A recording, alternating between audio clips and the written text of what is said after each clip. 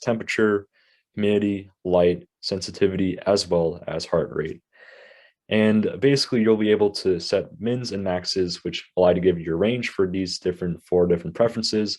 And whenever it's outside range, you'll have a little alert pop up that says, "Oh, you're outside of the range." An example that I kind of gave in the info page is is an example of the temperature preference. And basically it says if the temperature is between 50 and 70 degrees, you'll basically check to see like, oh, is it the program will basically check to see if you're too low, if you're too high, or if you're in the actual normal range, which is between 50 and 70 degrees. And at the very bottom of the page, there's a little message saying like, oh, we can choose the preferences below, and you can click the input preferences to go to the preferences page, which allows you to input your min and maxes for your four different preferences. Well, in this case, the four different preferences that the app allows you to kind of set. So let's go and press input preferences. The preferences page, you'll be able to set the min and the max preferences for the temperatures, light, humidity, and heart rate, as mentioned before. And let's say we set the preferences for the min of the temperature to be 50, and let's say the max is going to be 70. So let's put that in, and for the rest, let's kind of skip it over to kind of show you what happens if we don't input stuff for the rest. So let's start.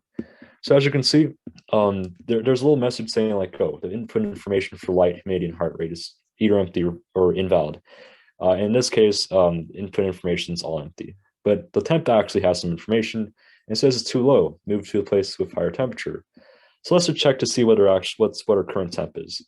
So if we go into our extended controls, you'll be able to go to virtual sensors, and you can change the different types of sensors. In this case, ambient temperature is the information input we're getting for the current temperature. In this case, it's 3.8 Celsius, which is, I think, a bit lower than 50 degrees. So let's move it a little bit up. So if we go to 19.5 Celsius, which is around 50 to 70 degrees, kind of get a message saying that the temp is normal. Let's go a little higher. So if we go to 52.9, it's a little too high. So it's going to say like, oh, the temperature is too high. So let's move to a little lower temperature. So if we go to 19.5, it's about normal, which is between 50 and 70 degrees. If we go a little too low, it's going to say the temperature is too low. If we go a little too high, it says the temperature is too high. And you can do the same thing with, let's say, if we go to reset page, we can go and do the same thing for light. We can do the same thing for humidity, and we can do the same thing for heart rate as well. And the logic is the same, and the code is the same as well. It's just that you just have to set the preferences. They might be a little different because temperature and humidity numbers might not be the same for your mins and maxes.